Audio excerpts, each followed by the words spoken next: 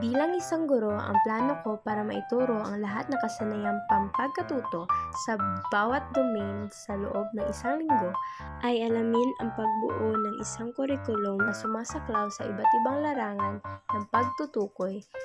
Layunin sa bawat aralin, paghahanda ng mga aktibidad na naayon sa mga kasanayan ng mga mag-aral, paggamit ng iba't ibang paraan sa pagtuturo, pagsusuri at pagtaya, pagtutok sa individual na pangangailangan at pagkakaroon ng mga ekstrang aktibidad upang mapalawak ang kaalaman ng mga mag-aaral.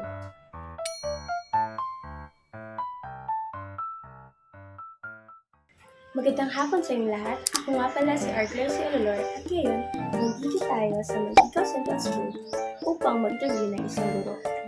Tara!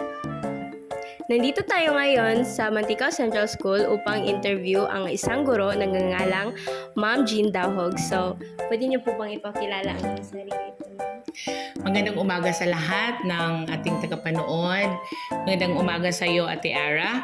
Okay, ako si Ginang Jean de la Cruz Dahog, isang Master Teacher 2 sa Manticaw Central School. Ako ay nagtuturo sa ikatlong baitang. So, sa tingin niyo, ano-ano po ang mga mabuting naidudulot ng teoryang constructivism sa pagtuturo ng Filipino?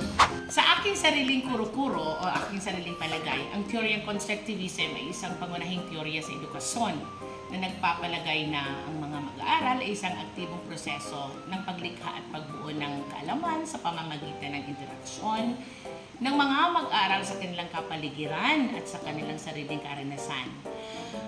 Sa kontekstong ito, lalo-lalo na sa pagtuturo ng Filipino, ang teoryang ito ay maaaring nagdudulot ng iba't ibang kabutihan, gaya na lang ng pagpapalakas ng kasanayan sa pagsasalita at pagsusulat.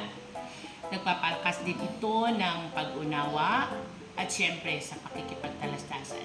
At marami pang ibang dulot na mabuti ang teoryang constructivism. So, maraming salamat po, Ma'am Jean Dahog, sa pagkakataon ito na ibigay niyo sa amin para interview po kayo.